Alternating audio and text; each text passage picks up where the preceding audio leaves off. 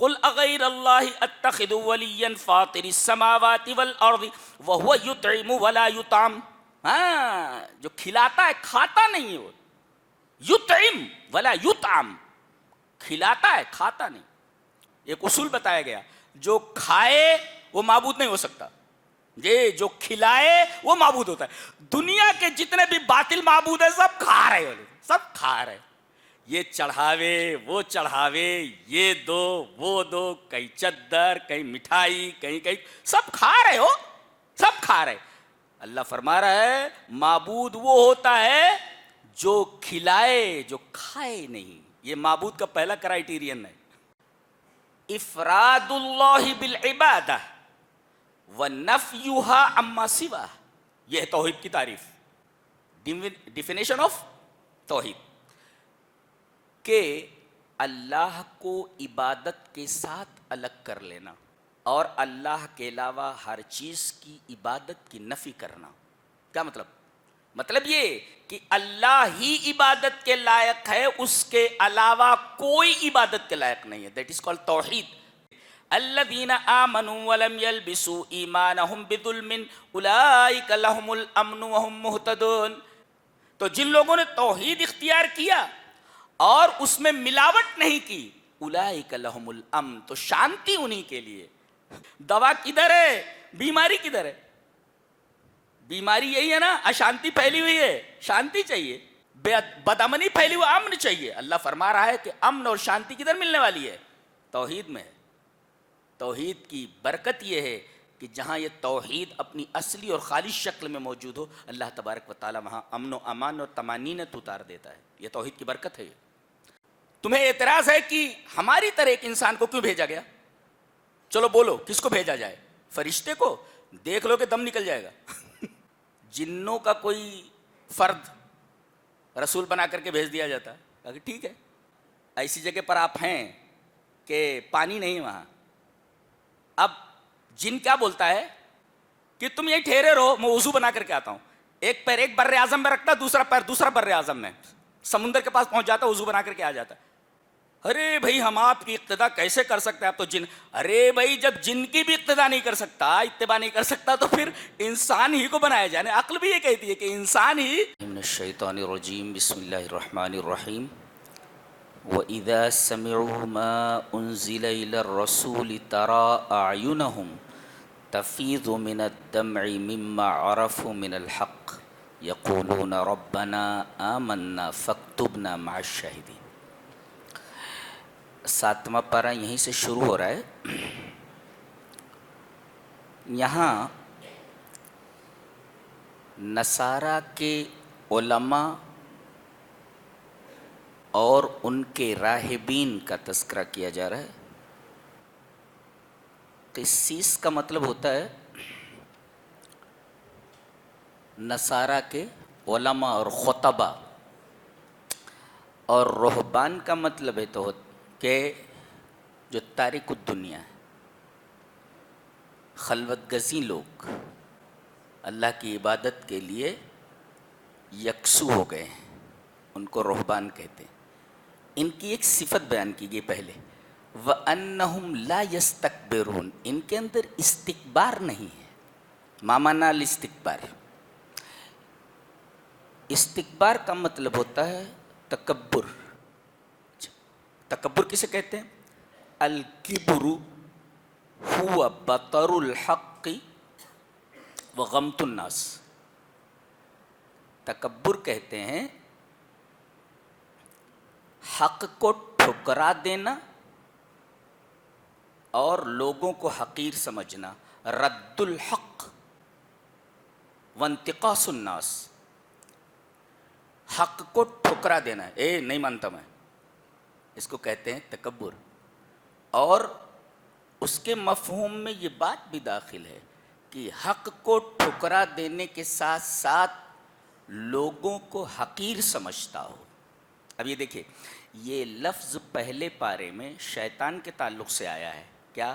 اللہ تبارک و تعالی نے فرمایا کہ سجدہ کرو، تو سارے فرشتے سجدے میں چلے گئے سوائے ابلیس کے. ابا वस्तकबारा वकान मिनल काफिरिन, उसने इनकार किया और तकब्बुर किया। देखो तो गोया कि ये जो इनकार है, अल्लाह के हुक्म का जो इनकार है, उसका सबब ये इस्तिकबार है। आदमी किब्र में मुब्तला हो जाए तो वो हक को छोड़ देता है और लोगों को हकीर समझता है। यहाँ भी ऐसे ही हुआ।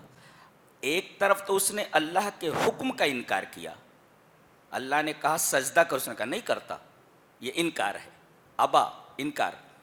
और दूसरे सजदा क्यों नहीं किया? इसलिए कि उसने आदम को हकीर समझा, अपने से छोटा समझा। तो गोया कि किब्र के मफहूम में दो चीज़ें दाखिल हैं, बतरुल हक़्क़ि व गम्तुन नास, हक़ को ठुकरा देना और लोगों को हकीर समझना।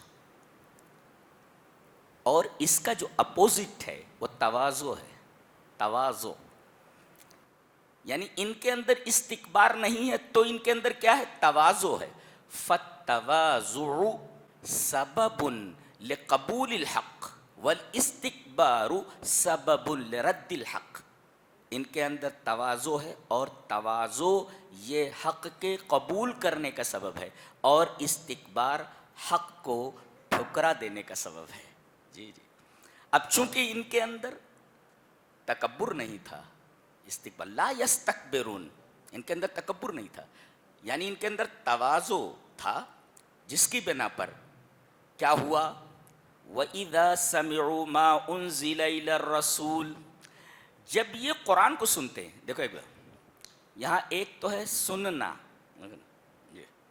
क्या सुनना? मा उन्ज़िला इलर रसूल। मा उन्ज़िला का मतलब है कुरान हकीम।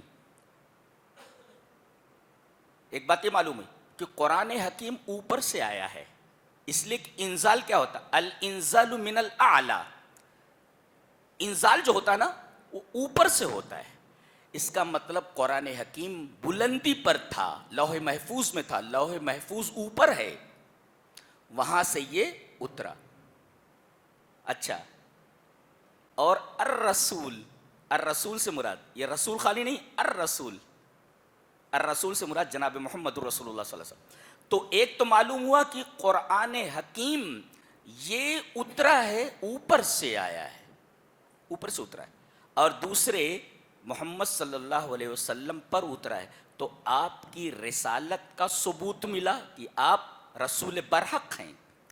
और यह भी मालूम हुआ कि कुरान हकीम आप पर नाजिल हुआ है, और लफ्ज़ इंजाल ये बताता है कि कुरान हकीम ऊपर से आया है। और यह नुक्ता भी मिला कि अल्लाह तबारक व तआला जहते उलू में है, बुलंदी की तरफ है, अर्श के ऊपर है, और अर्श सबसे ज़्यादा बुलंद है और अल्लाह फौकल अर्श है। तो अल्लाह तबारक व तआला के जहते उलू का भी सबूत मिला। अच्छा, जब ये कुरान को सुनते हैं कौन लोग? यही उलमा नसारा के और रुहबान। तो इनकी दो हालतें बताएगी, वसफ़ हालहुम व वसफ़ क़ालहुम। इनके हाल और काल दोनों को बयान किया गया है। वसफ़ हालहुम का मतलब तरा आयुनहुम तफीदु मिनद दम, कि आप देखेंगे कि उनके आंसू आंखों से बह रहे हैं। फादा यफीज़ो का मतलब होता है इम्तिलाउहा सुम्मा सैलानुहा। अब ये भर जाए, ये किसी चीज़ का भर जाना और भरने के बाद छलक पड़ना, बाहर निकल जाना, बह जाना। तो फादा के मफहूम में दो चीज़ें दाखिल है, एक तो है भर जाना इम्तिलाउहा, और उसके मफहूम में ये दाखिल है भरकर छलक जाना। तो इनकी आंखें आंसुओं से भर गईं और आंसू बाहर निकल पड़े। ये उनके हाल को बयान किया गया है कि उनकी हालत ये हुई कुरान को सुनने के बाद। नुक्ता ये मिला कि अल बुकाउ इंद सिमाइल कुरानी व क़िराअतिही अम्रुन महमूद। कुरान हकीम को पढ़कर रोना और कुरान हकीम को सुनकर रोना ये अम्र महमूद है, ये एक पसंदीदा अमल है। इसलिए कि रसूल अकरम सल्लल्लाहु अलैहि वसल्लम की वो हदीस मौजूद है कि अब्दुल्लाह इब्न मसूद कुरान पढ़ रहे हैं और आप रो रहे हैं, जी अम्र महमूद है। یہ تو ان کی حالت بیان کی گئی، اور ان کا قول بیان کیا گیا. آنکھوں سے آنسو رواں ہیں، کان سن رہے ہیں قرآن کو، اور آنکھوں سے آنسو رواں ہے. یہ ہے حالت ان کی حالت. اور قول کیا ہے بتا رہے ہیں، یقولون، بول رہے ہیں. قول مانے بولنا، بول رہے ہیں ربنا آمنا، اے ہمارے رب ہم ایمان لائے اس کتاب پر، اس رسول پر. اللہ اکبر. ہم تھوڑا سا انہوں نے قرآن سنا کہ ان کی زندگی بدل گئی. آج آپ لوگوں کے کانوں میں پورا قرآن اڈیل دیا جائے، کانوں پر جوں نہیں رینگتی. کتنا فرق ہے آپ میں اور علماء نصارہ اور قسیسی نے نصارہ میں. جی پورا قرآن اڈیل دیا جا رہا ہے، لیکن آپ کے دل دھڑکتے نہیں، آپ کی آنکھوں سے آنسو نہیں نکلتے.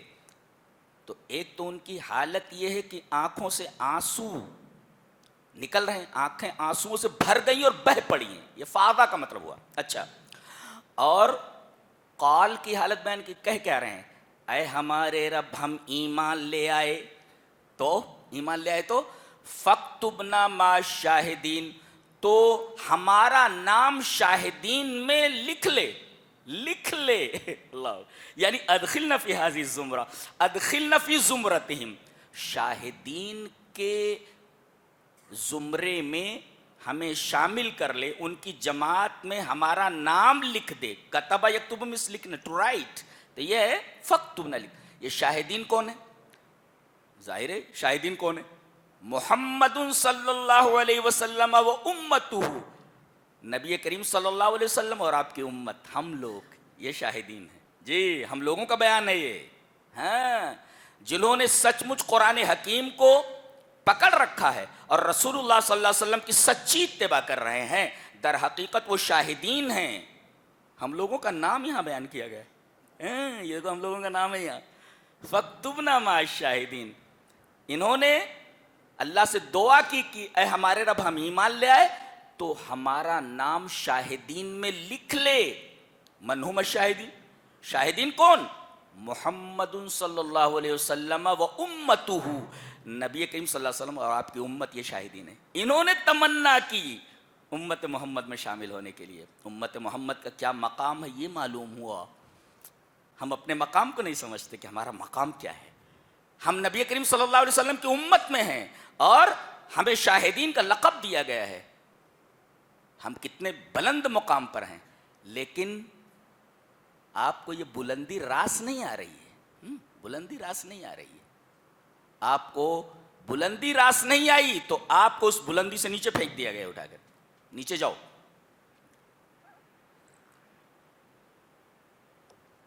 یہ اس آیت کریمہ کا مفہوم ہے. آگے چلتے ہیں. اللہ تعالیٰ نے فرمایا اے ایمان والو، یا ایھا الذین آمنوا لا تحرموا طیبات ما احل اللہ لکم ولا تعتدوا. دو چیزیں ہیں.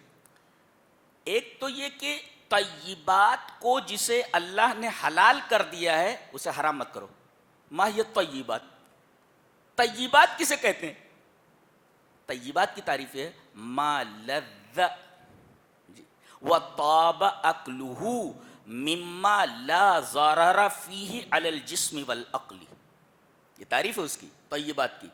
ہر وہ لذیذ چیز اور ہر وہ پسندیدہ اور اچھی چیز جسے کھایا جائے، ہر لذیذ چیز، ہر لذیذ کھانا اور ہر پاک کھانا، اچھا کھانا جس سے جسم اور بدن کو تکلیف نہ پہنچے، یہ طیبات ہے. اب اگر سگریٹ سے، اگر ڈاکٹر یہ بولتے ہیں کہ سگریٹ سے جسم کو یا عقل کو تکلیف پہنچتی ہے، طیبات کے دائرے میں نہیں ہے، لہذا حرام ہے. وہ سگریٹ حرام ہے، بیڑی حرام ہے، اس لیے کہ سگریٹ سے جسم کو نقصان ہوتا ہے.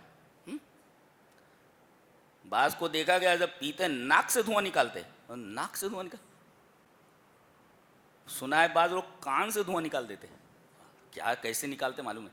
بہرحال طیبات میں کیا داخل ہے؟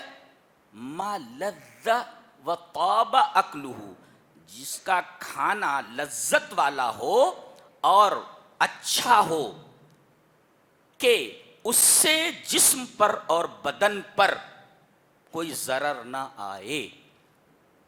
تو ہر وہ کھانا جس سے عقل متاثر ہو یا بدن متاثر ہو، ہر ایسی چیز خبیثات میں داخل ہے، نہ کہ طیبات میں، جو طیبات کا اپوزٹ ہے خبیثات. اگر ڈاکٹر یہ کہتے ہیں کہ بیڑی اور سجائر سگریٹ سے عقل یا جسم کو نقصان پہنچتا ہے تو یہ طیبات میں نہیں ہے، خبیثات میں ہے، لہذا رک جانا چاہیے اس سے.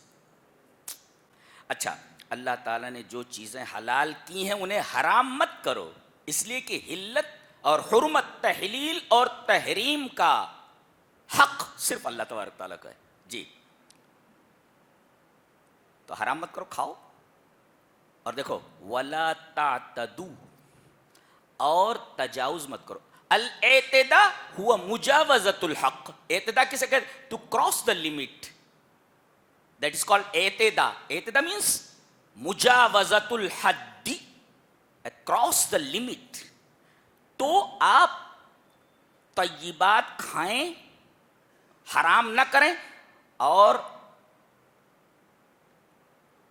اعتداء نہ کریں، حد سے تجاوز نہ کریں. جیسے کوئی کہے کہ میں شادی نہیں کروں گا، میں شادی نہیں کرتا، ظاہر ہے کہ یہ ایک حلال چیز ہے اور آدمی اپنے اوپر اس کو حرام کر رہا ہے، هذا لا يجوز.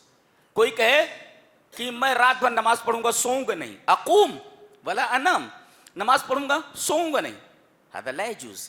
اس لیے کہ ان لجسدک علیک حقا، آپ کے بدن کا بھی آپ کے اوپر حق ہے. ان لزوجک علیک، آپ کی بیوی کا آپ کے اوپر حق ہے.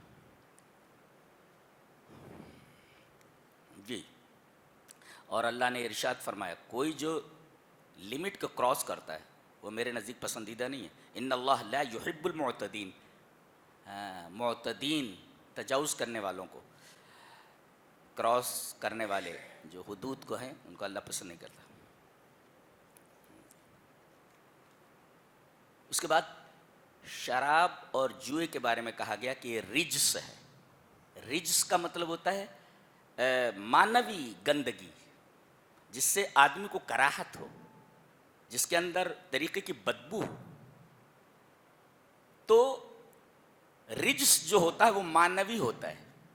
جیسے شرک، یہ رجس ہے، انما المشرکون نجس، نجس.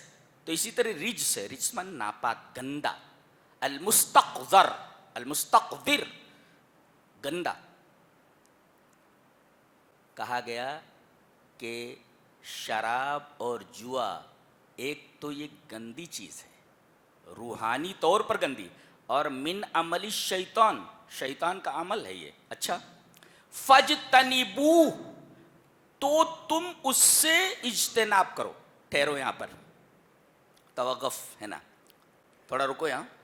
یہاں دیکھیں لعلکم تفلحون، یعنی فلاح کو اجتناب پر معلق کیا گیا ہے. علق الفلاح علی الاجتناب. اجتناب کسے کہتے ہیں؟ یہ جنب سے مشتق ہے. جنب، جنب مانے پہلو.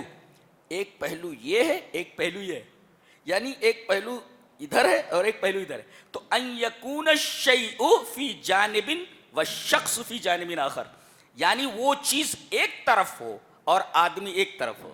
یعنی شراب اور جوا ندی کے اس کنارے پر ہو تو آدمی ندی کے اس کنارے پر ہو. دیٹ از کالڈ اجتناب. الگ الگ ہونا. جنب مانے پہلو، پہلو ہوتا ہے نا الگ، ایک ادھر ایک ادھر ہے، اس کو کہتے ہیں جنب. جنب، ہاں وہی لفظ یہاں پر ہے. تو اس طرح دور ہو جاؤ جیسے ندی کے دو پارٹ ہیں آپس میں نہیں ملتے، ایسے ہی تم شراب اور جوئے سے دور چلے جاؤ.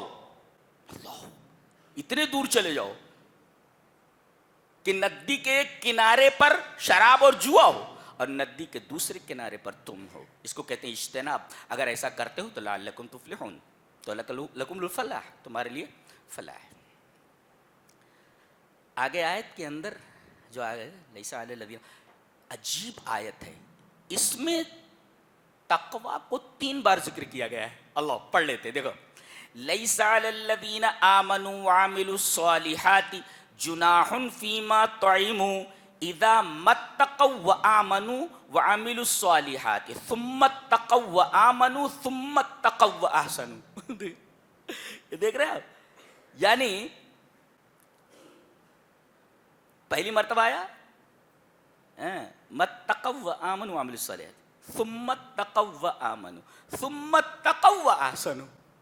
کمال ہے, ایک ہی آیت کے اندر تقوا تقوا تقوا, تقوا اختیار کیا انہوں نے, تقوا اختیار کیا انہوں نے, تقوا اختیار کیا انہوں نے. یہ 3 مرتبہ کیوں آیا؟ غور سے دیکھیں. پہلے تقوی کا مطلب یہ ہے کہ انہوں نے توحید کو قبول کیا اور شرک سے دور ہو گئے. اوپر سے بچنے کی بات آ رہی ہے, پورا سلسلہ ہے یہ. اللہ اکبر. تو ان لوگوں نے توحید کو اختیار کیا اور شرک سے بچے. تقوی میں بچنا, یہ وقایا سے ہے. تو توحید کو اختیار کیا اور شرک سے بچے, یہ پہلے تقوی کا مطلب ہے.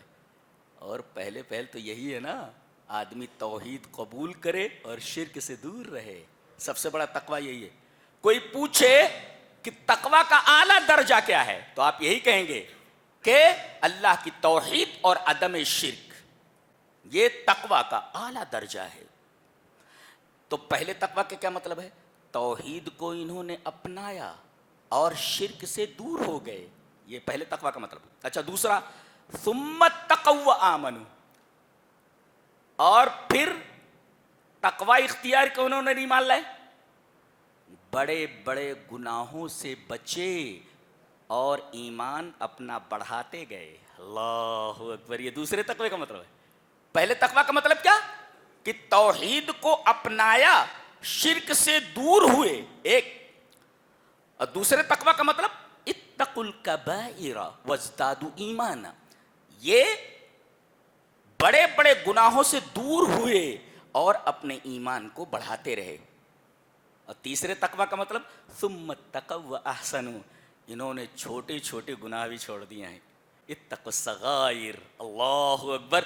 ایک ہی آیت کے اندر 3 بار تقوی کا لفظ ہے. حیرت ہے. اس آیت کے اوپر ہی اگر ایک مقرر, ایک خطیب جمعہ کا خطبہ دینا چاہے تو یہ آیت کافی ہے تقوی کے بیان کے لیے. 3 مرتبہ آیت ہے, چھوٹی سی آیت ہے, 3 بار تقوی کا مفہوم, تقوی کا ذکر ہے.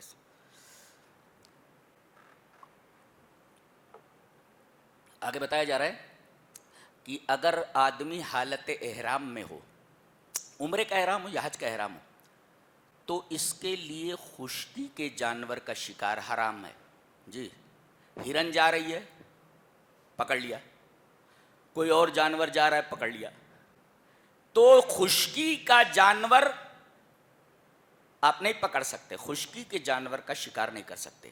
اگر آپ نے مار دیا کسی خشکی کے جانور کو تو اسی کے مثل آپ کو کفارہ دینا پڑے گا. مثلا اگر آپ نے ہرن ماری ہے تو بکری اسی کے مثل ہے, بکری آپ دیجئے کفارے میں, وغیرہ وغیرہ. نیل گائے آپ نے ماری ہے تو گائے آپ دیجئے کفارے میں, اونٹ دیجئے آپ. جی یہ ہاں, صید البحر آپ کے لیے جائز ہے. محرم کے لیے جو حالت احرام میں خشکی کا شکار تو ناجائز ہے, لیکن پانی کا شکار جائز ہے. جیسے مچھلی پکڑ سکتے ہیں, جی, تو مچھلی کا شکار جائز ہے. وہی بتایا گیا, یا ایھا الذین آمنوا لا تقتلوا الصید وانتم حرم, شکار کو قتل نہ کرو اس حال میں کہ تم حالت احرام میں ہو. ومن قتلہ منکم متعمدا فجزاء مثل ما قتل من النعم. جی جی, ویسے ہی دینا پڑے گا آپ کو. اللہ. اچھا, احل لکم صید البحر, دریا کا شکار تمہارے لیے حلال کیا گیا محرم کے لیے, یہ بتایا گیا.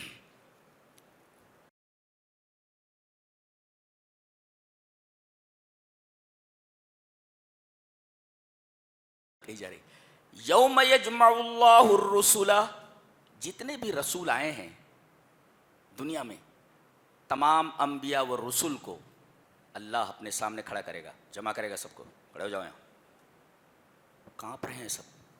اللہ اللہ نے فرمایا فَلَنَسْأَلَنَّ الَّذِينَ أُرْسِلَ إِلَيْهِمْ وَلَنَسْأَلَنَّ الْمُرْسَلِينَ. دونوں سے پوچھا جائے گا, سوال ہوگا نبیوں سے بھی سوال ہوگا امت سے بھی. جی فَلَنَسْأَلَنَّ الَّذِينَ أُرْسِلَ إِلَيْهِمْ, جن کی طرف بھیجے گئے ہیں یہ امت, ان سے سوال کیا جائے. وَلَنَسْأَلَنَّ الْمُرْسَلِينَ, اور ہم رسولوں سے بھی سوال کریں گے. رسولوں سے سوال کیا ہوگا؟ امت سے. انہوں نے تمہارے پاس میرا پیغام پہنچا دیا تھا, اب امت جواب دے گی پہنچایا کہ نہیں پہنچایا. نبیوں سے پوچھا جائے گا تم نے پیغام پہنچایا تو ماذا اجبتم, تمہیں امت کی طرف سے جواب کیا ملا؟ اللہ اکبر, کیسی کتاب ہے, دل دھڑکنے لگتا. اللہ, ایسا لگتا ہے جیسے تمام رسول میدان حشر میں کھڑے ہوئے ہوں اور رب تعالیٰ ان سے پوچھ رہا ہو یہ تمہاری امت ہے, امت سے پوچھا جائے گا پیغام پہنچایا انہوں نے کہ نہیں, امت کو جواب دینا ہے. اور اب رسولوں سے سوال کیا جا رہا ہے. یوم یجمع اللہ الرسل فیقول ماذا اجبتم, جب اللہ رسولوں کو جمع کرے گا پوچھے گا ماذا اجبتم, تمہیں جواب کیا دیا گیا, وہ بولو. امت نے جواب کیا دیا؟ امت سے پوچھا جائے گا انہوں نے پیغام پہنچایا کہ نہیں, پھر رسولوں سے پوچھا جائے گا ماذا اجبتم, تمہیں جواب کیا ملا, امت نے جواب کیا دیا. ہم لوگ بھی مسئول ہیں اور رسول بھی مسئول ہیں. اس کے بعد حضرت عیسیٰ علیہ السلام ان کے حواریین کا تذکرہ ہے. بہت بھوکے ہوئے بیچارے, کون بھوکے تھے کئی دنوں کے حواریین. کہنے لگے اذ قال الحواریون یا عیسی ابن مریم هل يستطيع ربك ان ينزل علينا مائدة من السماء. تین چیزیں دیکھو غور سے, کیا تمہارا رب طاقت رکھتا ہے؟ اسلوب صحیح نہیں ہے حواریین کا, بولنے کا انداز صحیح نہیں. اللہ تبارک تعالیٰ نے ان کے اس انداز کو ذکر کیا ہے, یہ پسندیدہ انداز نہیں ہے. کیوں نہیں؟ اللہ کے پاس استطاعت کیوں نہیں ہے, اللہ کے پاس قدرت کیوں نہیں ہے؟ وہ کہہ رہے ہیں حل یستطیع, کہ اللہ کے پاس استطاعت ہے. پہلا اسلوب یہ صحیح نہیں ہے حواریین کے بولنے کا. اور ربو کا یہ بولنا چاہیے تھا ہمارا رب. نبی سے کہہ رہے تمہارا رب, کیوں تمہارا رب نہیں ہے وہ, نبی سے کہہ رہے تمہارا رب, یہ اسلوب بھی صحیح نہیں ہے. اور یہ پوچھ رہے ہیں ان ينزل علینا مائدۃ من السماء, آسمان سے دسترخوان اتار سکتا ہے, بھوکے ہیں ہم. یہ بھی اسلوب صحیح نہیں ہے. ہاں یہ بھی اسلوب صحیح نہیں ہے ان کے بولنے کا انداز. کوئی ملک کے بادشاہ کے پاس بیٹھ جائے اور اس سے مانگے کہ میرے لیے ایک سینڈوچ لا کر کے دو, کتنا برا سوال ہے یہ. بادشاہ کے پاس آپ بیٹھے ہوئے ہیں اور آپ ایک سموسہ منگوا رہے ہیں, اسے توہین ہے خود بادشاہ کی کہ سینڈوچ مانگ رہا ہے. مانگ رہے ہیں تو کیا مانگ رہے ہیں؟ کھانے کی. اور کھینچ مانگ رہے ہیں, کھینچ کھینچ لا, ہاں کھینچ مانگ رہے ہیں.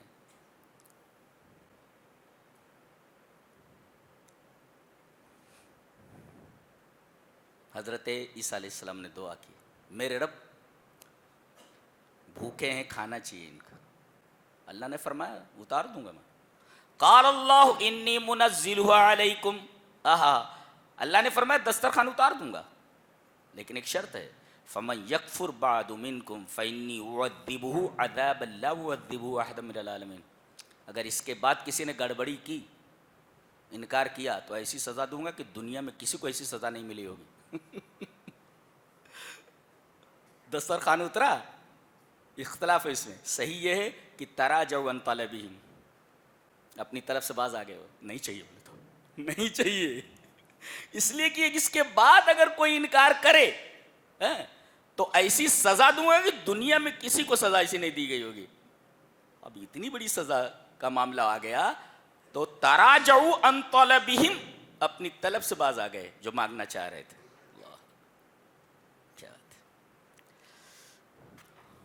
آگے سورہ انعام ہے, اس کے بارے میں ایک نقطہ ذہن میں رکھیں کہ اس سورہ کے اندر توحید کو کھول کھول کر بیان کیا گیا اور شرک کا رد کیا گیا, ذہن میں رکھو. اور پوری سورہ میں تقریباً 33%, یعنی جتنی بھی آیتیں ہیں پورے مجموعے کا 33% جو آیات ہیں وہ سب توحید پر مبنی ہے. اللہ اکبر. پوری سورہ ہے, پوری سورہ میں جتنی آیتیں ہیں تمام آیات کا 33% یہ توحید پر مشتمل ہے. جسے توحید کو سمجھنا ہو وہ اس سورہ کریمہ کا مطالعہ کرے. پہلے ہم توحید کا مطلب سمجھاتے ہیں. ما هو التوحید؟ افراد اللہ بالعبادہ ونفیها عما سوا. یہ ہے توحید کی تعریف, ڈیفینیشن آف توحید, کہ اللہ کو عبادت کے ساتھ الگ کر لینا اور اللہ کے علاوہ ہر چیز کی عبادت کی نفی کرنا. کیا مطلب؟ مطلب یہ کہ اللہ ہی عبادت کے لائق ہے, اس کے علاوہ کوئی عبادت کے لائق نہیں ہے. دیٹ از کالڈ توحید. توحید کی تعریف کیا ہوئی؟ افراد اللہ بالعبادہ ونفیها عما سوا.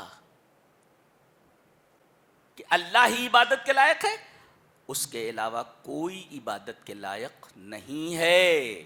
یہ ہے توحید. اچھا, اب لا الہ الا اللہ کا مطلب وہی ہے, اللہ کے علاوہ کوئی معبود نہیں, اللہ ہی معبود ہے. نفی اور اس بات دونوں اس میں.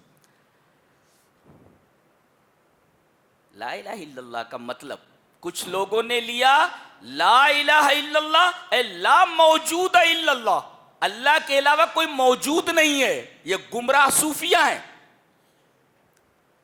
کہ کائنات کی ساری چیز اللہ ہے. ہاں, یہ مطلب لیا انہوں نے, اللہ کے علاوہ کوئی موجود ہے ہی نہیں. جب اللہ کے علاوہ کوئی موجود ہے ہی نہیں تو ساری چیزیں اللہ ہوئی. یہ گمراہ صوفیہ نے لا الہ الا اللہ کا مطلب لیا ہے. یہ ایک شرکی عقیدہ ہے صوفیہ کا.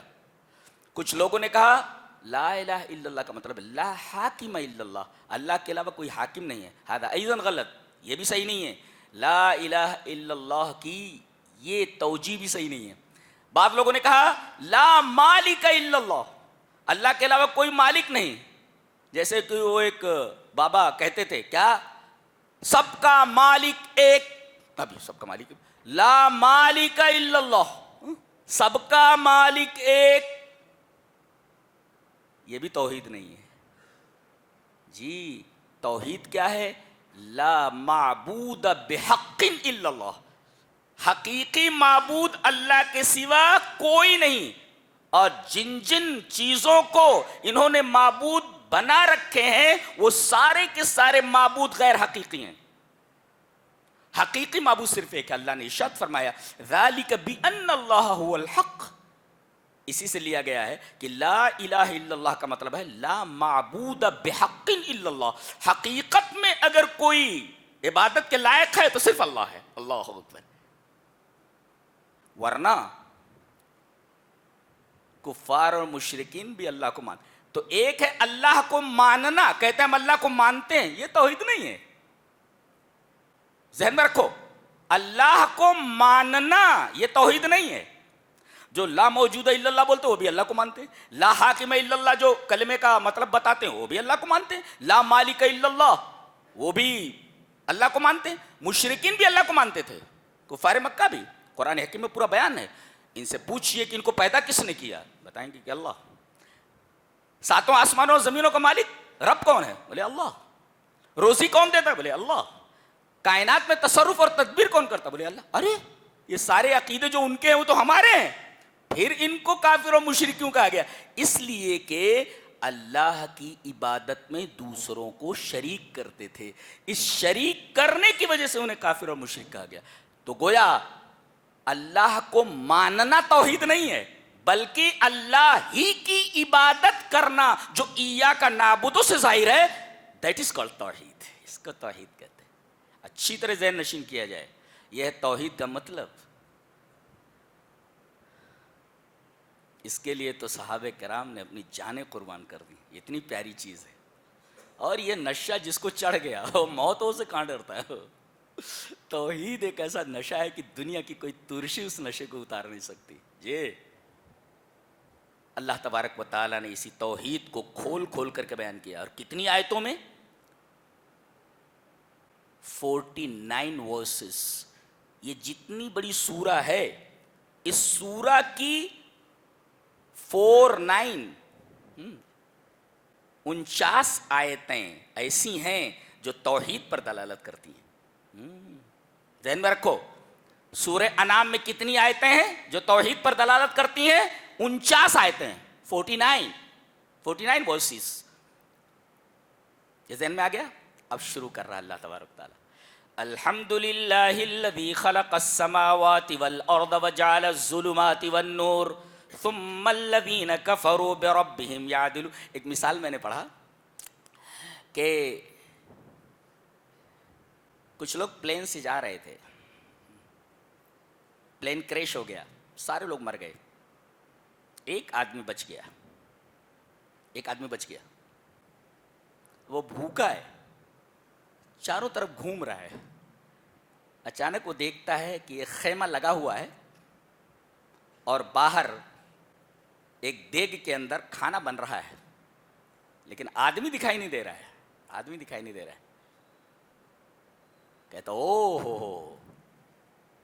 اب وہ یہ کہتا ہے کہ کوئی نہ کوئی یہاں موجود ہے, اس لیے کہ یہ جو کھانا بن رہا ہے اور یہ جو خیمہ لگا ہوا ہے, یہ خیمے کا لگنا اور یہ کھانے کا بننا اس بات کی دلیل ہے کہ یہاں آس پاس کوئی موجود ہے.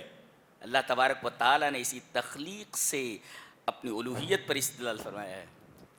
اس لیے کہ جو خالق ہوتا ہے وہی عبادت کے لائق ہوتا ہے, جو پیدا نہ کر سکے وہ عبادت کے لائق نہیں ہوتا. جی, الحمدللہ الذی خلق السماوات والارض. قابل تعریف ہے اللہ, تمام تعریفیں اللہ کے لیے, یقیناً ساری تعریف اس کے لیے ہے جس نے آسمان اور زمینوں کو پیدا کیا ہے. جی, وجعل الظلمات والنور, اور تاریکیوں کو روشنی کو پیدا کیا. اللہ, اور کہا یہ تو آسمان و زمین ہے, روشنی اور تاریکی ہے, ہم نے تم کو بھی پیدا کیا ہے. هو الذی خلقکم, اے میرے بندو, اے انسانوں, تم کو میں نے پیدا کیا ہے. جی, ڈاروین نے کہا تھا کہ انسان ترقی کرتے کرتے ایولوشن اور ارتقاء کے نتیجے میں بندر ہوا, اور پھر بندر سے ترقی کر کے انسان بن گیا. اللہ فرما رہا ہے ڈاروین کا یہ نظریہ ایک دم بوگس ہے. بتایا اس نے تم کو پیدا کیا ہے. جی, کس سے؟ یہ بھی بتایا, بندر سے نہیں, یہ بتایا من تین, مٹی سے پیدا کیے گئے ہو تم. جی, تین کسے کہتے ہیں؟ مٹی ہے, مٹی میں پانی ڈال دو, تین ہے. جب تک پانی نہ ہو, نہ ڈالا جائے, تب تک تراب ہے, اور اس تراب میں پانی ڈال دیا جائے, دیٹ از کالڈ تین. تو اللہ تبارک و تعالیٰ نے تم کو پیدا کیا ایک من تین, مادہ بھی بتایا کس چیز سے تم پیدا کیے گئے ہو.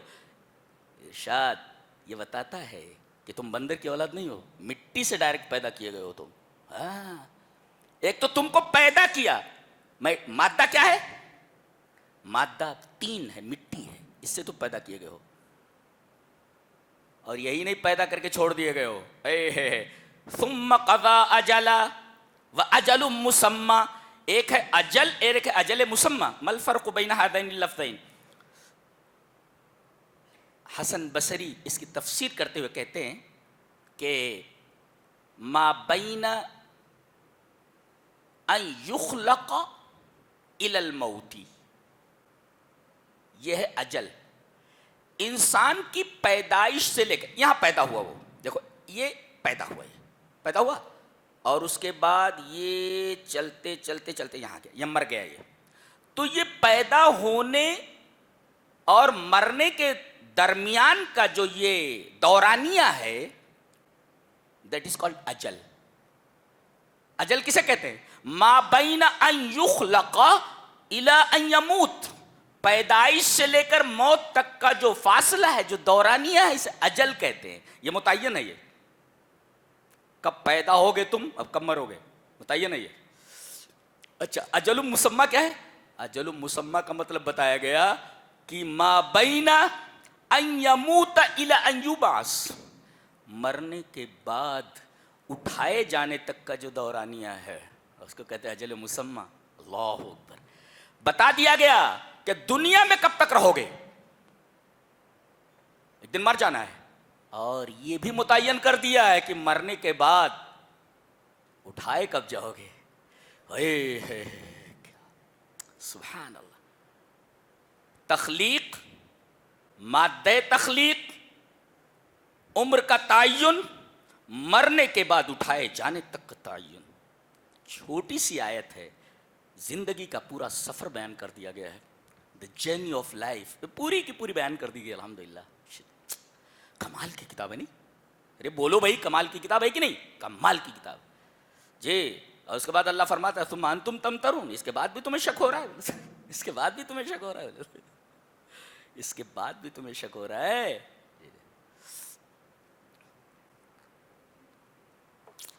ایک ہوتا شک، ایک ہوتا امترا. مل فرق بین الشک والامترا. ایک مثال میں نے پڑھی کہ یہ گلاس پانی سے بھرا ہوا ہے، وہ دیکھ رہا ہے وہ کہ گلاس پانی سے بھرا ہوا ہے، پھر بھی وہ شک کر رہا ہے کہ گلاس خالی ہے. اس کو کہتے ہیں امترا. یعنی دیکھنے کے بعد کہ کوئی چیز بھری ہوئی ہے اس کو خالی سمجھ رہا ہے. دیٹ از کالڈ امترا. بہرحال اللہ اکبر. توحید سمجھ میں آ رہی ہے؟ یہ توحید ہے. ایک سوال کا جواب دیا جا رہا ہے، ارے یہ تو انسان ہے، یہ نبی کیسے ہو سکتا ہے؟ ہماری رہبری کے لیے ایک انسان کو کیسے بھیجا جا سکتا ہے؟ اللہ نے فرمایا ٹھیک ہے، کس کو بھیجنا چاہیے، کس کو بھیجا جائے؟ بھائی یہ انسان ہے تمہاری طرح جی، تمہیں اعتراض ہے کہ ہماری طرح ایک انسان کو کیوں بھیجا گیا؟ چلو بولو کس کو بھیجا جائے؟ فرشتے کو؟ دیکھ لو کہ دم نکل جائے گا. فرشتے کو دیکھ لو کہ دم نکل جائے گا اپنی اصلی حالت میں. اور فرشتے کو اگر انسان بنا کر کے بھیجا جائے تو پھر وہی سوال پیدا ہوگا، یہ تو انسان ہے. اگر اصلی شکل میں آئے تو پینٹ گیلی ہونا تو چھوڑو، ہاں دل کی دھڑکنیں بند ہو جائیں گی. فرشتہ صاحب ایسا ہوتا ہے. اللہ اکبر. اچھا جنوں کا کوئی فرد رسول بنا کر کے بھیج دیا جاتا ہے، کہ ٹھیک ہے اب ایسی جگہ پر آپ ہیں کہ پانی نہیں وہاں، اب جن کیا بولتا ہے کہ تم یہیں ٹھہرے رہو، میں وضو بنا کر کے آتا ہوں. ایک پیر ایک بر اعظم میں رکھتا، دوسرا پیر دوسرا بر اعظم میں، سمندر کے پاس پہنچ جاتا، وضو بنا کر کے آ جاتا. ارے بھائی ہم آپ کی اقتدا کیسے کر سکتے ہیں، آپ تو جن. ارے بھائی جب جن کی بھی اقتدا نہیں کر سکتا، اتباع نہیں کر سکتا، تو پھر انسان ہی کو بنایا جائے. عقل بھی یہ کہتی ہے کہ انسان ہی جو تمہارے جیسے مقتضیات رکھتا ہو اسے ہی رسول بنا کر کے بھیجا جائے. یہ عقلاً بھی مناسب ہے اور اچھا ہے. وہی کہا وَلَوْ جَعَلْنَاهُ مَلَكًا، اگر ہم رسول کسی فرشتے کو بناتے، لَجَعَلْنَاهُ رَجُلًا، تو ہم انسان ہی کو بناتے، تو ہم اسے رجل ہی بناتے، اسے انسان بناتے. وَلَلَبَسْنَا عَلَيْهِمْ مَا يَلْبِسُونَ، پھر وہی کہتے تم کہ یہ تو انسان ہے. یہ اللہ کمال ہے. اس کے بعد اللہ تبارک و تعالی نے اپنی توحید کی دلیل دی. قُلْ أَغَيْرَ اللَّهِ أَتَّخِذُ وَلِيًّا فَاطِرِ السَّمَاوَاتِ وَالْأَرْضِ، زمین اور آسمانوں کے پیدا کرنے والے کو میں معبود نہ بنا کر کسی اور کو معبود بنا لوں؟ اس لیے کہ وہ کھلاتا ہے، کھاتا نہیں ہے. ایک اصول بتایا گیا، جو کھائے وہ معبود نہیں ہو سکتا، یہ جو کھلائے وہ معبود ہوتا ہے. دنیا کے جتنے بھی باطل معبود ہیں سب کھا رہے، سب کھا رہے. یہ چڑھاوے وہ چڑھاوے، یہ دو وہ دو، کہیں چادر کہیں مٹھائی کہیں کہیں، سب کھا رہے ہو، سب کھا رہے. اللہ فرما رہا ہے معبود وہ ہوتا ہے جو کھلائے، جو کھائے نہیں. یہ معبود کا پہلا کرائیٹیرین ہے، بتایا گیا. اللہ اکبر. توحید کو کیسا کھول کھول کر بیان کر دیا گیا. قل اغیر اللہ اتخذ ولیا فاطر السماوات والارض وهو یطعم ولا یطعم. ہاں جو کھلاتا ہے کھاتا نہیں ہے، وہ یطعم ولا یطعم، کھلاتا ہے کھاتا نہیں. کہا کسی پریشانی میں مبتلا ہو جاؤ جی، کہ پریشانی کو دور کرنے والا کون؟ اللہ کے علاوہ کوئی نہیں. وَإِن يَمْسَسْكَ اللَّهُ بِضُرٍّ فَلَا كَاشِفَ لَهُ إِلَّا هُوَ. اگر تمہیں کوئی مصیبت پہنچ جائے تو اس مصیبت کو دور کرنے والا اللہ کے سوا کوئی نہیں. وَإِن يَمْسَسْكَ بِخَيْرٍ، اور اگر کوئی خیر تم تک پہنچے تو خیر کو پہنچانے والا بھی وہی ہے. جی کیا بات ہے. ہر آیت اپنے اندر توحید لیے ہوئے ہے. جی جی.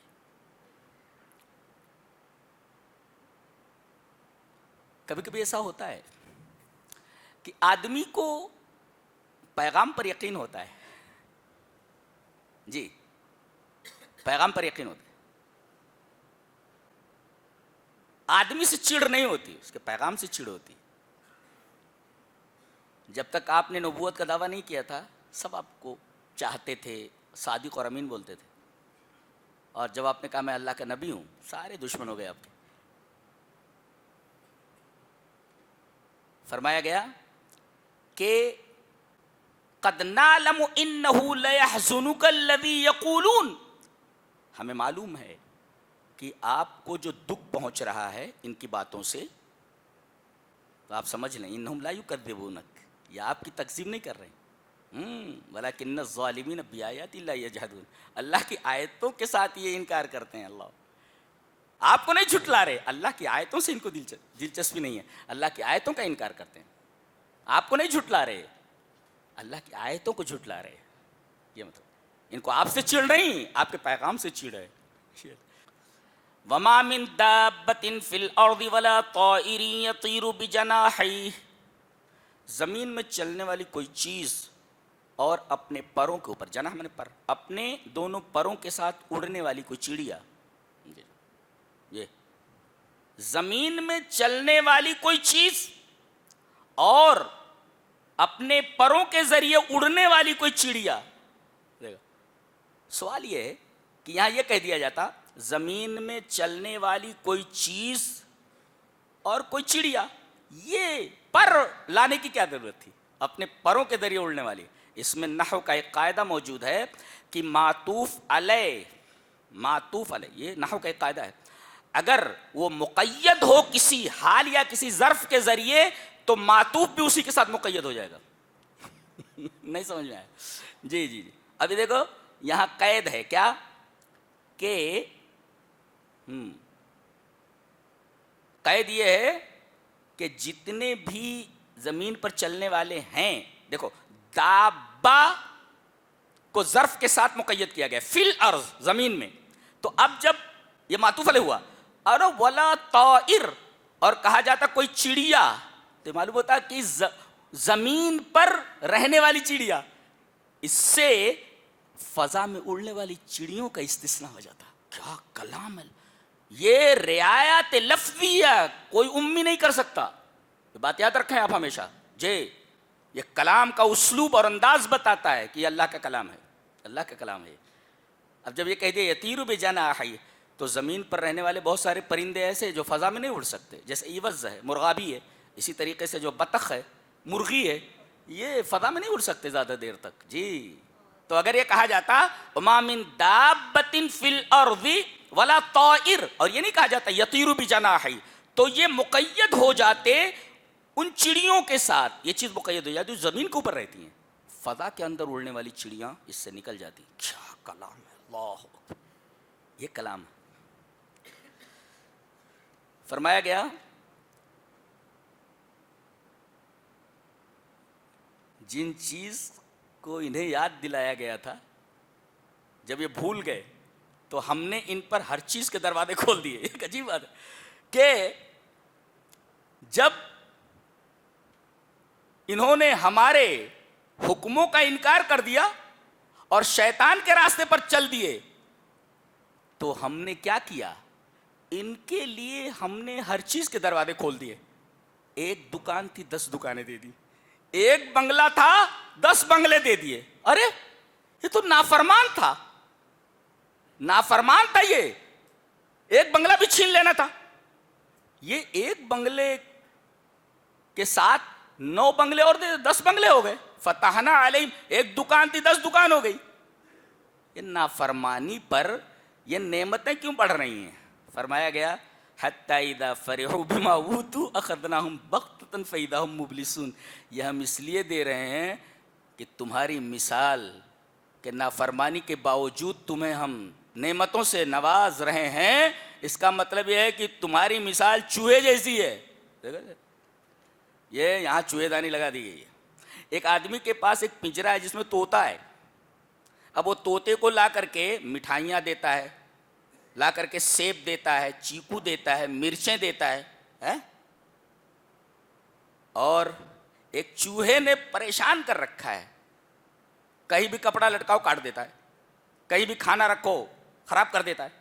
تو اس کے لیے وہ چوہے دانی لاتا ہے، ماؤس ٹریپ لاتا ہے، اور اس کے اندر وہی نعمتیں رکھتا ہے جو وہ طوطے کو کھلا رہا ہے.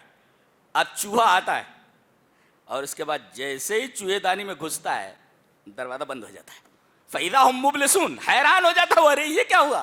اللہ فرما رہا ہے ایسے ہی یہ نعمتیں تمہیں دی جا رہی ہیں نا، اس چوہے کی طرح ہے، اس کو پکڑنے کے لیے ہے یہ. اور جب ہم پکڑتے ہیں تو حالت خراب کر دیتے ہیں. پھر بچے اٹھا کر لے جاتے ہیں، ایسا مارتے ہیں اس کو، چوہے کو، پوری چوہے دانی اٹھا لے جاتے ہیں میدان میں، دے مارتے اس کو، مار کر کے اسے ختم کر دیتے چوہے کو. تو جو نعمتیں طوطے کو دی جا رہی تھیں وہ پیار سے دی جا رہی تھیں، اور جو نعمتیں چوہے کے لیے رکھی گئی تھیں وہ غصے کی وجہ سے رکھی گئی تھیں.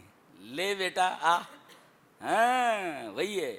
فلما نسوا ما ذکروا به فتحنا علیہم ابواب کل شیء. جب ہماری نافرمانی کرنے لگے تو ہم نے ان کے اوپر تمام دروازے کھول دیے، نعمتوں پر نعمتیں عطا کی. اور اس کے بعد جب یہ ناز نخرے کرنے لگے تو ہم نے ان کو اچانک پکڑ لیا، جیسے چوہے کو پکڑ لیا جاتا ہے.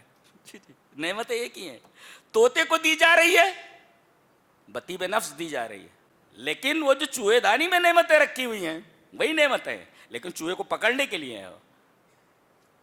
تو اگر نافرمانی کے بعد بھی اگر اللہ نواز رہا ہے کسی کو تو ہوش میں آ جانا چاہیے کہ استدراج ہے، یہ ڈھیل ہے، یہ پکڑے جاؤ گے اسی چوہے کی طرح، اور پھر ہوش ٹھکانے آ جائیں گے. ایک آیت کے اوپر ہم رکیں گے، تفصیل کریں گے اس کی ہم. کیا آیت؟ توحید کھل کر سامنے آ گئی ہے.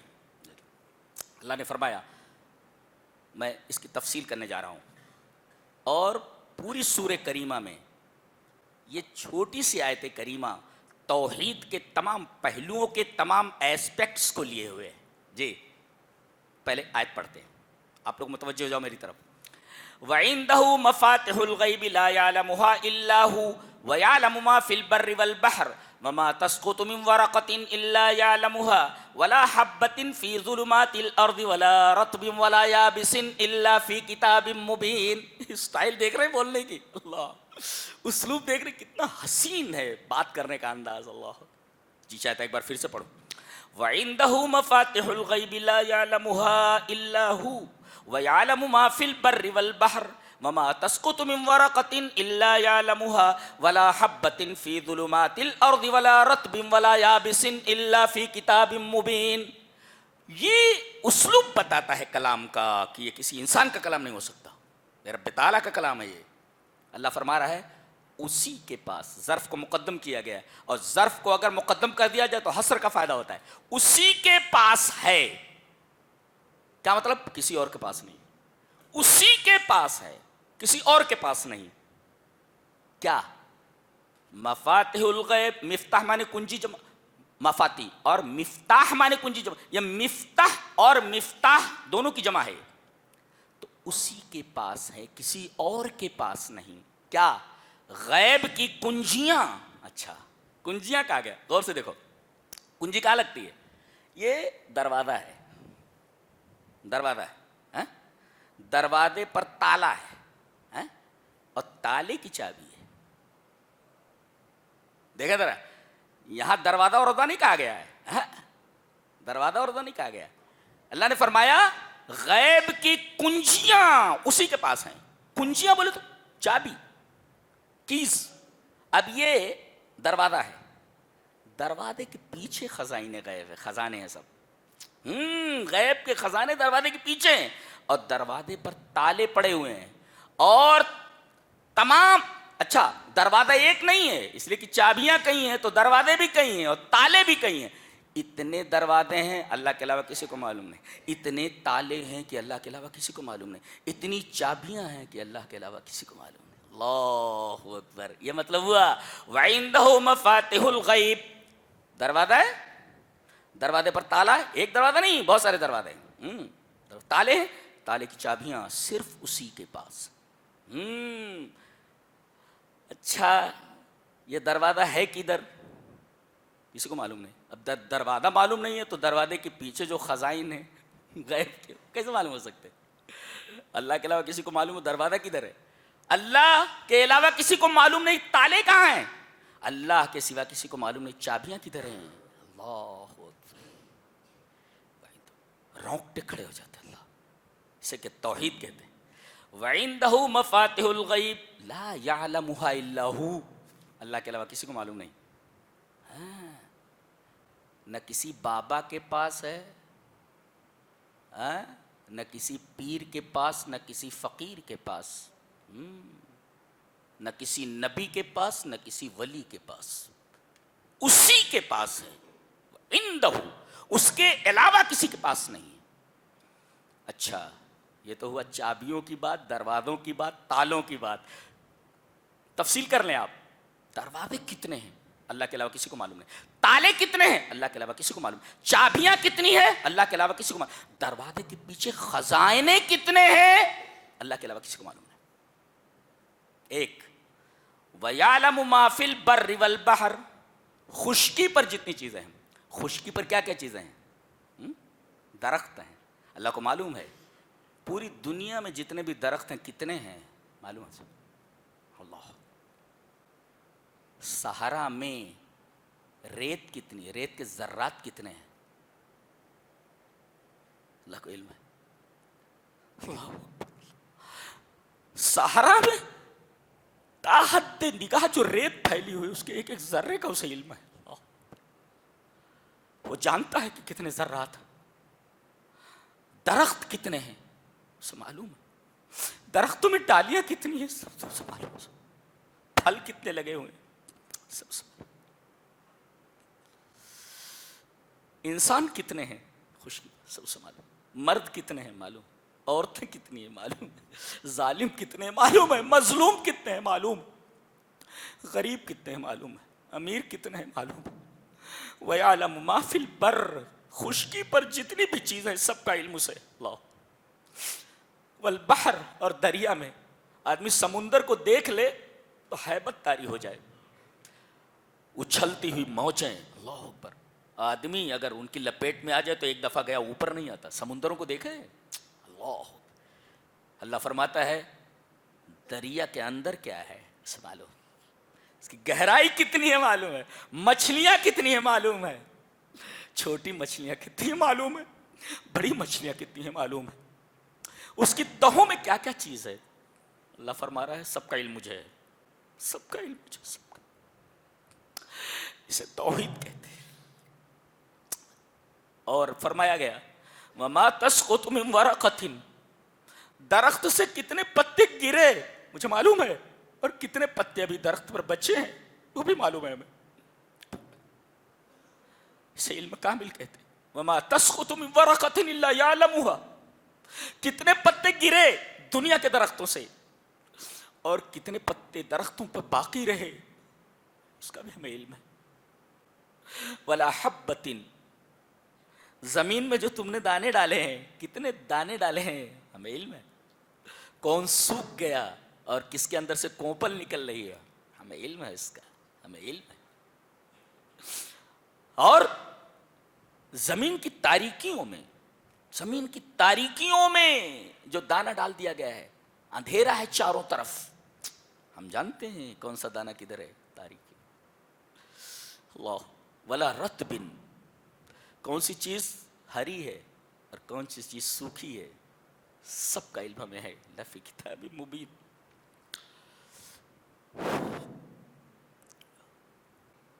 ایک اور آیت کی تفصیل کرنا چاہیں گے، اللہ نے فرمایا قُلْ أَنَدْعُو مِن دُونِ اللَّهِ مَا لَا يَنْفَعُنَا وَلَا يَضُرُّنَا وَنُرَدُّ عَلَىٰ أَعْقَابِنَا بَعْدَ إِذْ هَدَانَا اللَّهُ كَالَّذِي اسْتَهْوَتْهُ شیاطین فی الارض حیران لہ اصحاب یدعونہ الی الہدی ائتنا قل ان ہدی اللہ هو الہدی وامرنا للمسلم رب العالمین وامرنا لنسلم لرب العالمین. کیا مثال ہے توحید کی. اللہ اے میرے حبیب آپ بولی کہیے کیا ہم اللہ کے علاوہ ایسی چیزوں کو پکاریں, دعائے مسئلہ دعائے عبادت, ہم ایسی چیزوں سے مانگیں یا ایسی چیزوں کی عبادت کریں جو نہ نفع دے سکے نہ نقصان پہنچا سکے. نقطہ یہ ملا کہ ما عبد من دون اللہ فلا یضر ولا ینفع. اللہ کے علاوہ دنیا میں جن جن چیزوں کی عبادت کی جا رہی ہے وہ نہ نفع پہنچا سکتے ہیں نہ نقصان پہنچا سکتے ہیں. لکھ لو, نوٹ اٹ ڈاؤن جی. اللہ کے علاوہ جن جن چیزوں کی پوجا ہو رہی ہے دنیا میں, کل ما عبد من دون اللہ لا یضر ولا ینفع, وہ نہ کسی کو نقصان پہنچا سکتے ہیں نہ نفع دے سکتے ہیں. یہ بات یاد رکھو. باطل معبودوں کا حال یہی ہے. پہلا ٹکڑا. اچھا چاہتے ہو کہ وَنُرَدُّ عَلَىٰ أَعْقَابِنَا بَعْدَ إِذْ هَدَانَا اللَّهُ, اللہ نے ہمیں ہدایت دی ہے, ہدایت کے بعد چاہتے ہو کہ ہم ایڑیوں کے بل پھر جائیں, ایڑیوں کے بل ایسے پھر جائیں, ایسے پھر جانا, پیر ادھر ہے تو ایڑیاں ادھر ہو جائیں, ایڑیوں کے بل پھر جائیں. یہ ادھر ہدایت کا راستہ ہے, ہم یوں پھر جائیں ایڑیوں کے بل ضلالت کی طرف. کیا تعبیر دیکھو, تعبیر دیکھو. وَنُرَدُّ عَلَىٰ أَعْقَابِنَا بَعْدَ إِذْ هَدَانَا اللَّهُ, ہدایت کے راستے پر تھے ہم, اب ایڑیوں کے بلے سے پھر گئے ہم, ایڑیوں کے بل, اور ضلالت کی طرف منہ کر لیا ہم نے. ایسا کیسے کر سکتے ہیں؟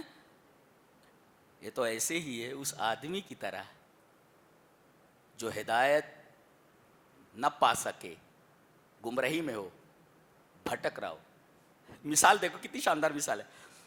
کالذی استہوتہ الشیاطین فی الارض حیران, جسے جنگل میں شیاطین نے بھٹکا دیا ہو, حیران ہے وہ, ادھر جا رہا ہے راستہ نہیں مل رہا, ادھر جا رہا ہے راستہ نہیں مل رہا ہے, ادھر جا رہا ہے راستہ میں, حیران. آدمی کہیں پر پہنچے اور راستہ اگر نہ ملے اسے, کتنا حیران ہوگا. کبھی کبھی ایسا ہوتا ہے لفٹ اگر بند ہو جائے, دروازہ بند ہے, بجلی چلی گئی اور کوئی بہترین ٹیکنالوجی اس لفٹ میں نہیں ہے, آدمی کی کیا حالت ہوگی اندازہ لگائیے آپ. بھاگ نہیں سکتا ادھر ادھر. یہ دیکھو کالذی استہوتہ الشیاطین فی الارض حیران, تو اب یہ آدمی شیاطین نے اس کو پھٹکا دیا ہے, اب یہ حیران ہے. حیران یکون حائرن, حیران ہو جا رہا. اب دو ہیں, ایک طرف تو اس کے ساتھی ہیں, اس آدمی کے, یہ ساتھیوں سے الگ ہو گیا ہے, جیسے کوئی بکری ریوڑ سے الگ ہو جائے. اچھا لہو اصحاب, اس کے ساتھی ہیں, یدعونہ الی الہدی ائتنا, یہ ہدایت کی طرف بلا رہے ہیں. ایتنا, ہمارے پاس آؤ, کم ٹو اس, ہمارے پاس آ جاؤ. کدھر ہو تم؟ اچھا قل ان ہدی اللہ هو الہدی, اللہ کی ہدایت ہی حقیقی ہدایت ہے. اب دیکھو تو ایک طرف تو شیطان پکار رہا ہے, اے ادھر آؤ, اور ایک طرف اس کے ساتھی پکار رہے ہیں, اس کے ساتھی پکار رہے ہیں, ادھر آؤ. اب وہ حیران ہے. آوازیں اگر مختلف سمتوں سے آنے لگے تو جانا کدھر. کسی شاعر نے بہت اچھا کہا ہے کہ بہت خوبصورت شعر ہے کہ میں کدھر جاؤں کہ ہر سمت سے آتی ہے صدا. پہلا مصرع ہے او مجھے دور سے آواز لگانے والے, او مجھے دور سے آواز لگانے والے, میں کدھر جاؤں کہ ہر سمت سے آتی ہے صدا. او who you calls out to me from afar, where should I go for from every direction the same voice calls out. اللہ اکبر. یعنی او مجھے دور سے آواز لگانے والے, میں کدھر جاؤں, where should I go, میں کدھر جاؤں, ہر سمت سے آواز آ رہی ہے. تو ایک طرف تو شیاطین پکار رہے ادھر آ جاؤ، ایک طرف دوست لوگ پکار رہے ہیں جی ادھر آ جاؤ، اور ایک مطلب یہ بھی ایک طرف فطرت سلیمہ پکار رہی ہے کہ ہدایت کی طرف آ جا، عقل سلیم پکار رہے ہدایت کی، اور دوسری طرف نفس امارہ پکار رہا ہے کہ ادھر آ جا، ایک طرف داعی حق پکار رہا ہے، ایک داعی ضلال پکار رہا ہے، جانا کدھر، حیران ہے وہ، حیران ہے۔ اب اللہ فیصلہ کر رہا ہے کہ ہدایت اللہ کی ہدایت ہے، لہذا یہ اللہ کی ہدایت کی طرف اس کو پلٹنا چاہیے جی۔ کیا بات ہے، کیا بات ہے۔ Who you call out to me from afar, where should I go? For from every direction the same voice called me. آگے فرمایا گیا کہ 18 پیغمبر ہیں یہاں، اس سے پہلے ایک بات کہی گئی کہ دنیا میں آج ہر شخص کس کی تلاش میں ہے، چاہے وہ معاشرہ ہو، شہر ہو، ملک ہو، کس چیز کی تلاش میں ہے؟ امن کی تلاش میں، شانتی کی تلاش میں۔ دنیا کا ہر گھر، دنیا کا ہر شہر، دنیا کا ہر ملک ایک چیز کی تلاش میں ہے، شانتی کی تلاش میں، امن کی تلاش میں۔ اللہ تبارک تعالیٰ نے بتایا امن کدھر ہے جی، الذین آمنوا ولم یلبسوا ایمانہم بظلم اولئک لہم الامن وہم مہتدون، جن لوگوں نے توحید اختیار کی اور اس میں شرک کو نہیں ملایا، ملاوٹ نہیں چلتی اللہ کے ہاں، ہر چیز خالص چلتی ہے، وہاں ملاوٹ نہیں چلتی۔ تو جن لوگوں نے توحید اختیار کیا اور اس میں ملاوٹ نہیں کی، اولئک لہم الامن، تو شانتی انہی کے لیے۔ شانتی، دوا کدھر ہے، بیماری کدھر ہے؟ بیماری یہی ہے نا، اشانتی پھیلی ہوئی ہے، شانتی چاہیے، بدامنی پھیلی ہوئی، امن چاہیے۔ اللہ فرما رہا ہے کہ امن اور شانتی کدھر ملنے والی ہے؟ توحید میں۔ توحید کی برکت یہ ہے کہ جہاں یہ توحید اپنی اصلی اور خالص شکل میں موجود ہو، اللہ تبارک و تعالیٰ وہاں امن و امان اور طمانینت اتار دیتا ہے، یہ توحید کی برکت ہے۔ اور مان بات، 18 پیغمبروں کا نام جی، نام بنام ان کا ذکر کیا گیا۔ وَتِلْكَ حُجَّتُنَا آتَيْنَاهَا إِبْرَاهِيمَ عَلَىٰ قَوْمِهِ نَرْفَعُ دَرَجَاتٍ مَّن نَّشَاءُ إِنَّ رَبَّكَ حَكِيمٌ عَلِيمٌ وَوَهَبْنَا لَهُ إِسْحَاقَ وَيَعْقُوبَ كُلًّا هَدَيْنَا وَنُوحًا هَدَيْنَا مِن قَبْلُ وَمِن ذُرِّيَّتِهِ دَاوُودَ وَسُلَيْمَانَ وَأَيُّوبَ وَيُوسُفَ وَمُوسَىٰ وَهَارُونَ وَكَذَٰلِكَ نَجْزِي الْمُحْسِنِينَ وَزَكَرِيَّا وَيَحْيَىٰ وَعِيسَىٰ وَإِلْيَاسَ كُلٌّ مِّنَ الصَّالِحِينَ وَإِسْمَاعِيلَ وَالْيَسَعَ وَيُونُسَ وَلُوطًا وَكُلًّا فَضَّلْنَا عَلَى الْعَالَمِينَ۔ 18 پیغمبروں کا نام بتایا گیا اور فرمایا گیا ذَلِكَ هُدَى اللَّهِ يَهْدِي بِهِ مَن يَشَاءُ مِنْ عِبَادِهِ وَلَوْ أَشْرَكُوا، اگر یہ تمام انبیاء بھی شرک بفرض محال کریں تو انبیاء کے تمام اعمال کو ہم باطل کر دیں گے جی۔ اللہ کے ہاں شرک پر کوئی کمپرومائز نہیں ہے، بفرض محال اگر انبیاء بھی شرک کریں تو ان کے اعمال کو ہم باطل کر دیں گے۔ 18 پیغمبروں کا نام، جلیل القدر انبیاء ہیں سب، ان کے بعد فرمایا گیا۔ کیا بات ہے، سبحان اللہ، سبحان اللہ۔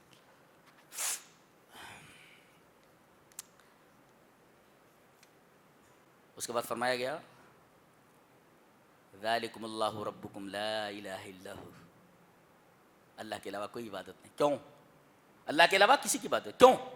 خالق کل شیء، اس لیے کہ ہر چیز کا پیدا کرنے والا وہی ہے، تو جس کی کھاؤ اسی کی گاؤ، یہی ہے نا بھائی، اس کے علاوہ کوئی معبود نہیں۔ کیوں؟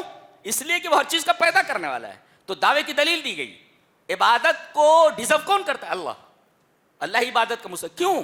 خالق کل شیء، جی اللہ کے علاوہ کوئی معبود نہیں۔ کیوں؟ اس لیے کہ ہر چیز کا پیدا کرنے والا ہے۔ تو کیا کیا جائے؟ فاعبدوہ، تو اسی کی بات۔ ایک ہی چھوٹی سی آیت ہے، دیکھو کیا بات، دعویٰ ہے، دلیل ہے اور امر ہے۔ دعویٰ کیا ہے؟ اس کے علاوہ کوئی معبود نہیں۔ کیوں؟ دلیل خالق کل شیء، ہر چیز کا پیدا کرنے والا ہے، جو پیدا کرے وہی عبادت کا مستحق ہو۔ تو کیا کیا جائے؟ فاعبدوہ، تو اسی کی عبادت کرو۔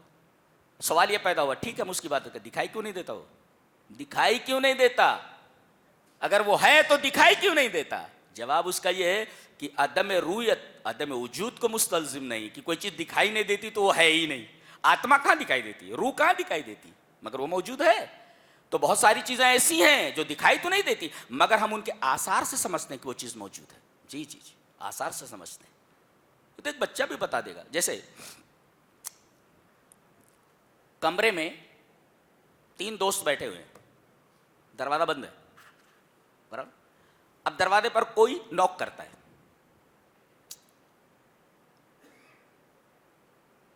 یہ تینوں دوست باتوں میں مشغول تھے. دروازے پر جب نوک ہوتی ہے تو تینوں اس طرف مڑ جاتے ہیں. یہ تینوں جانتے ہیں کہ دروازے پر کوئی موجود ہے. دروازے کا کھٹکھٹانا اس بات کی دلیل ہے, اس کا کھٹکھٹایا جانا اس بات کی دلیل ہے کہ دروازے پر کوئی ہے.